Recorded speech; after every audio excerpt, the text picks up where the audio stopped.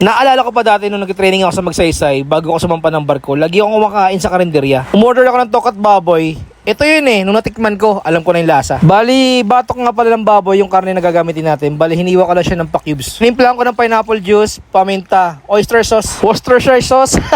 Lagay tayo niyan, tapos i-marinate ko to sa loob ng mga 30 minutes hanggang kumabot yung mga pampalasa. So, meron pa tayong stock ng tokwa sa ref natin. So, hiniwa ko lang din siya ng pa-cubes. Ginaya ko lang sa sukat ng baboy na hiniwa natin kanina. Tapos, nagpait na nga pala ako ng kawali. Mantika, tapos prito natin yung tokwa. Ito nga pala yung mga ingredients na gagamitin ko. Sibuyas, bawang, tapos meron tayong black beans. Sinugasan ko na yan ng mga 3 beses hanggang mawala lang yung alat. Tapos celery. Mabalik tayo sa tokwa. Pagluto na, set aside muna natin yan. Nagbawas nga pala ako ng mantika. Dito rin tayo magigisa ng ating mga aromatics. Sibuyas, bawang, tapos ilagay natin yung marinated na karne. Pinakulong ko lang to ng mga 20 minutes hanggang manut lang yung lasa. Kapag ganito na nga pala itsura niya, naglagay nga pala ako ng tubig. Lagay natin yung black beans, tapos yung celery. Dahon ng laurel, tapos kaunting magic para lalong sumarap. Tapos parang nakukulangan ako sa kulay, kaya naglagay pa ako ng kaunting toyo. Asukal pambalas ng lasa, siling pangsigang yung tokwa, tapos lagay nga ako ng slurry pampalapot. Simmer lang natin for another 5 minutes. Tapos ito na nga pala yung version natin ng tokwa at baboy na may black beans. Sarap to pang ulam, pero mas masarap din to pag pangpulutan, di ba? Meron ka pang idea para sa luto ng tokwa at baboy? Comment down below. Tapos ayun. Sarap!